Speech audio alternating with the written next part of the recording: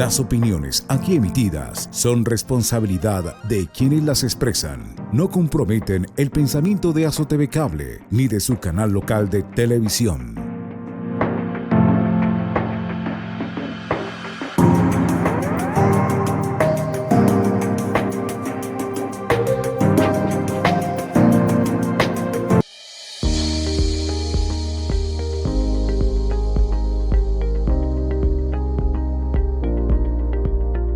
Bueno, un cordial saludo a toda la comunidad sabaniguense. El tema del día de hoy, un tema importante que afecta a la mayoría de la comunidad sin distinción de sexo ni de edad.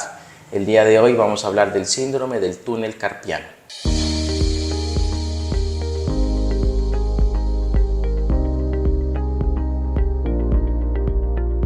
El síndrome del túnel carpiano es una afección común que se genera o se produce posterior a la compresión del nervio mediano en un sector del antebrazo que se conoce como el túnel del carpo, por el cual transcurre este nervio y la posterior compresión de este nervio genera una serie de síntomas que van a afectar al paciente y pueden lograr una alteración en el diario vivir, pueden generar una limitación en la actividad diaria de este paciente.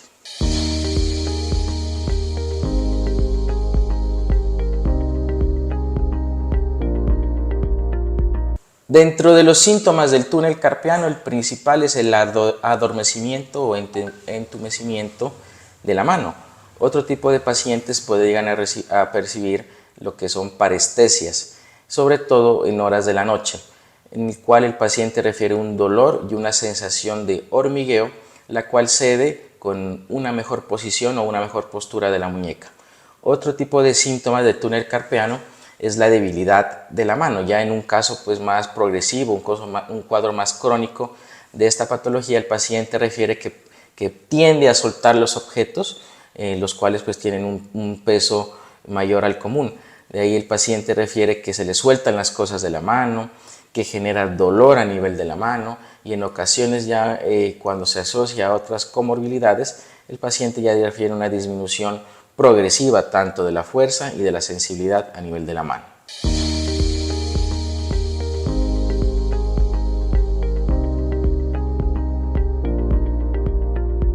Dentro de los factores de riesgo para desarrollar este tipo de patología, uno de ellos, en primer lugar, es el sexo femenino. Se habla que anatómicamente, a nivel de esta estructura del túnel del carpo, en el sexo femenino esta forma es mucho más estrecho este espacio en la mujer, lo que puede llegar a que compresione el nervio que pasa a nivel de la muñeca y desencadene esta patología, como es el síndrome del túnel carpiano. Otro tipo de factor de riesgo para desarrollar esta patología son pacientes los cuales sufren fracturas a nivel de la muñeca, en el tercio distal, los cuales pueden llegar por procesos inflamatorios a inflamar más esta zona y por ende generar una compresión sobre este nervio mediano y desencadenar los síntomas, los cuales ya los hablamos anteriormente.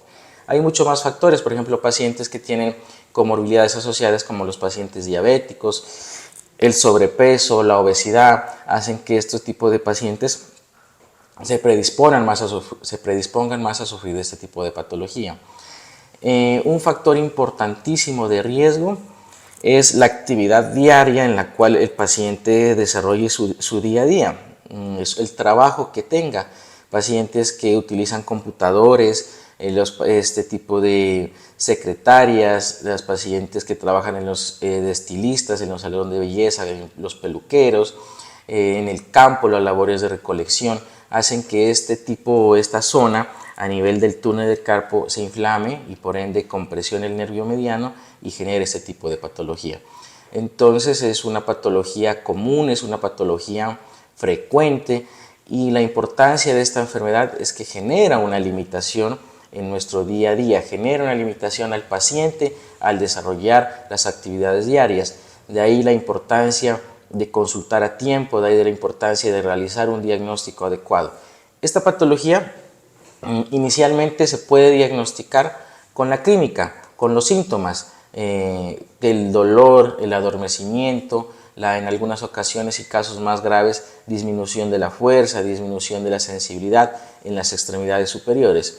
Con eso clínicamente podemos diagnosticar. Hay unos signos clínicos también que nos ayudan a diagnosticar esa patología. De ahí, si ya queremos hacer un diagnóstico mucho más preciso, avanzado, ya sería de como médicos generales referir al paciente al servicio de ortopedia y traumatología para otro tipo de exámenes como una electromiografía, midiendo la actividad eléctrica de este nervio que transcurre desde la muñeca hasta el hombro, atravesando la mitad del antebrazo. Otro tipo de patologías, de diagnóstico ya sería pues una resonancia, una ecografía para tratar de determinar qué tan inflamado está este túnel por donde atraviesa este nervio. Hablando ya un poco del tratamiento, el tratamiento del túnel carpiano, como estábamos hablando desde el inicio, que se desencadena por un proceso inflamatorio, entonces el tratamiento va enfocado a desinflamar esta área, desinflamar esta zona, para que de la misma manera se libere el nervio y pues los síntomas cedan.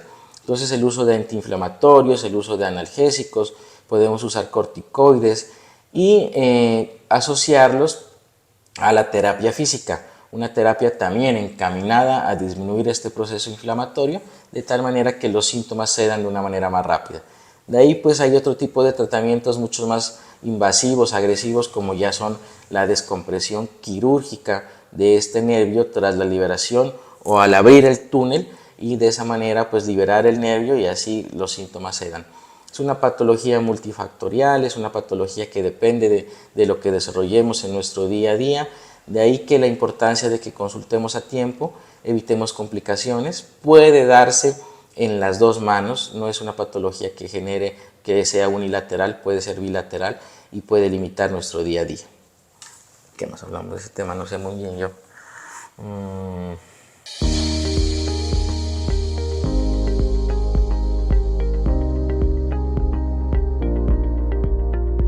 Para hablar de la prevención va a depender mucho de la actividad que desarrollemos en nuestro día a día. En el caso del uso del teclado del computador, pues deberíamos oprimir las teclas de una manera mucho más suave. Hay unas gomas o siliconas para la prevención del síndrome del túnel del carpo a la hora de mover el mouse. En los pacientes los cuales tienen actividades de peso, actividades como constructores que utilizan vibradores, estas máquinas pues lógicamente deberían tener su descanso, no usar de manera permanente durante el día varias horas este tipo de dispositivos. Igual, todo va a depender de la actividad a la cual desarrollamos, generar un tipo de descanso durante el trabajo para de esa manera evitar que este nervio se compresione tras la inflamación del túnel. Otro factor importante y preventivo es la utilización de unos inmovilizadores de muñeca, los cuales en la mayoría de los casos se utilizan en horas nocturnas al dormir, dado que estos generan o logran una inmovilización de la muñeca, evitando que la muñeca se doble, lo que genera una compresión aún mucho mayor del nervio. De ahí que tal vez después del tratamiento antiinflamatorio, el uso de estos inmovilizadores de muñeca es de vital importancia, a diario, en todas las noches. No sabemos qué tiempo, pero sí hemos evidenciado que el paciente con el uso de estos inmovilizadores de la muñeca pues logra mejorar entre un 70-80% los síntomas.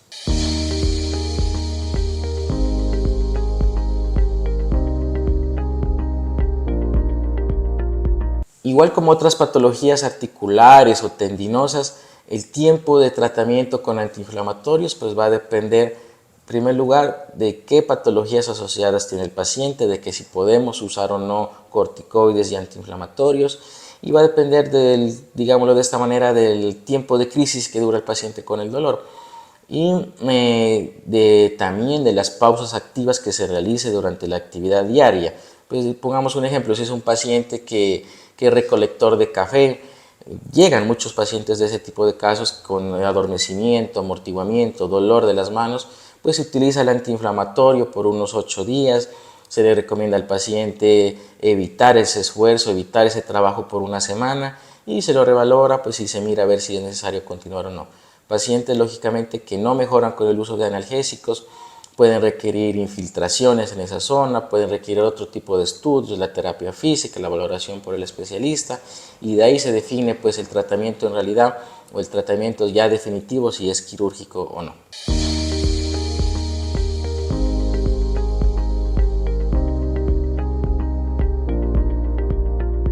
La terapia física es uno de los pilares fundamentales posterior al uso del analgésico, del uso del inmovilizador de la muñeca. Pienso que la terapia física se debe realizar, nos ayuda demasiado a disminuir esta tensión, esta compresión sobre el nervio, y también va a mejorar la calidad de vida del paciente.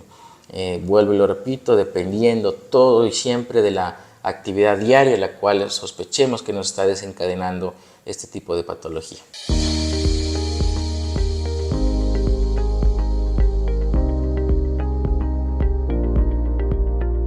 Pacientes los cuales no han consultado a tiempo o dejan avanzar este tipo de patología, podemos llevar pues a una compresión extrema de este nervio con disminución de la fuerza, disminución de la masa muscular a nivel de la muñeca, del antebrazo, teniendo secuelas más que todo ya físicas, en las cuales el paciente va a tener dificultad para realizar su actividad a diaria.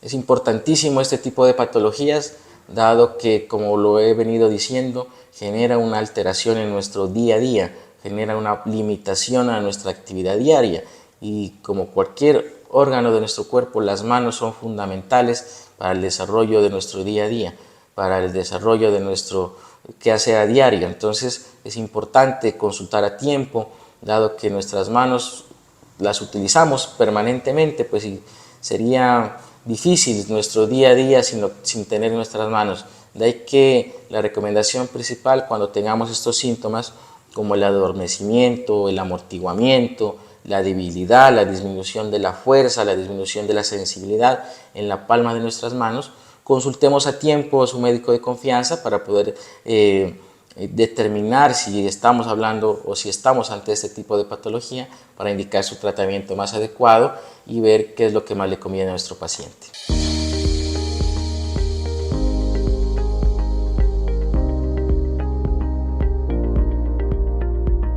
Sí, como lo hemos dicho anteriormente, pues estamos abiertos a toda la comunidad samaniguense.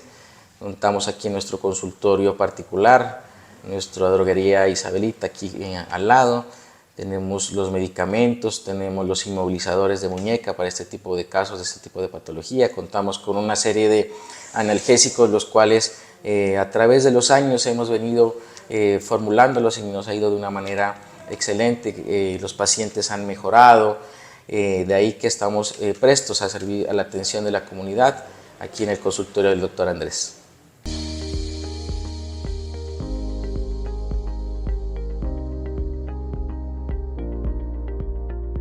Repasemos. El síndrome del túnel carpiano es una de las neuropatías más frecuentes y se produce cuando el nervio mediano se comprime al pasar por el túnel carpiano, un pasadizo estrecho ubicado en la muñeca. Sus causas: movimientos repetitivos de la mano y la muñeca al escribir, usar teclado, mouse, oficios manuales y tocar instrumentos. Lesiones en la muñeca como fracturas y luxaciones. Enfermedades como artritis reumatoide, diabetes, hipotiroidismo, retención de líquidos en el embarazo y menopausia. Sus síntomas son hormigueo, entumecimiento de los dedos, sobre todo en el pulgar, índice medio y parte del anular. Dolor que puede irradiarse hacia el antebrazo. Debilidad en la mano, se cae objetos con mucha facilidad, empeora por la noche o al realizar tareas repetitivas. Su diagnóstico va basado en la historia clínica y examen físico, electromiografía para evaluar la función nerviosa, ecografía o resonancia en casos específicos. Su tratamiento es reposo y evitar movimientos repetitivos, uso de férula nocturna para inmovilizar la muñeca, medicamentos antiinflamatorios, ejercicios de estiramiento y fisioterapia. Invasivo, infiltración con corticoides en casos persistentes, cirugía de liberación del túnel carpiano cuando los síntomas son graves o no mejoran. Su prevención: hacer pausas activas en trabajos repetitivos, mantener buena ergonomía. Hablamos de la posición correcta del teclado o mouse, ejercicios de estiramiento y fortalecimiento de muñeca y mano, evitar posturas forzadas o presión constante sobre la muñeca.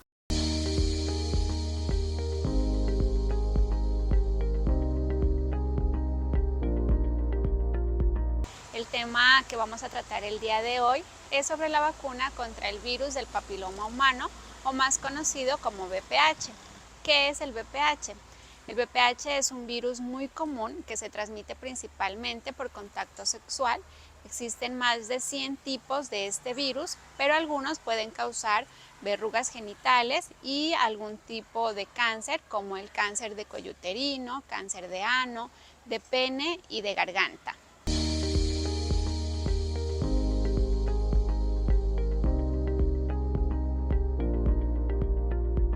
La buena noticia es que contamos en Colombia con una vacuna muy efectiva, la vacuna contra el VPH, que protege contra los tipos más peligrosos de este virus y previene la mayoría de los casos de cáncer de cuello uterino, que es una de las principales causas de muerte en mujeres.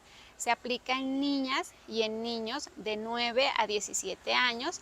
Es importante recordar que entre más temprano se aplique es mucho más efectivo, porque tiene que ser antes de iniciar su vida sexual.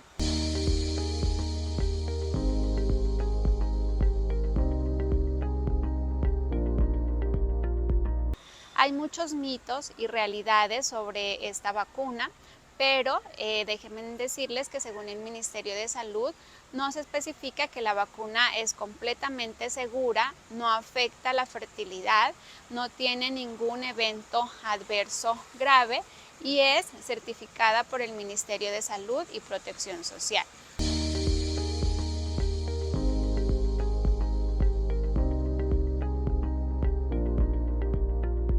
Invitamos a todos los niños y niñas de 9 a 17 años que asistan al servicio de vacunación.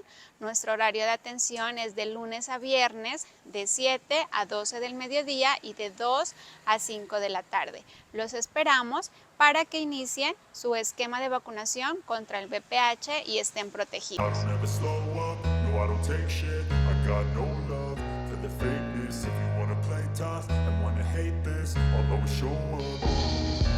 I don't ever slow up, no I don't take shit. I got no love for the fakeness. If you wanna play tough and wanna hate this, I'll always show up and make a statement. I don't ever slow up, no I don't take shit. I got no love for the fakeness. If you wanna play tough and wanna hate this, I'll always show up and make a statement. Everything I do so instinctive and so passionate. Every word I move so descriptive like an adjective.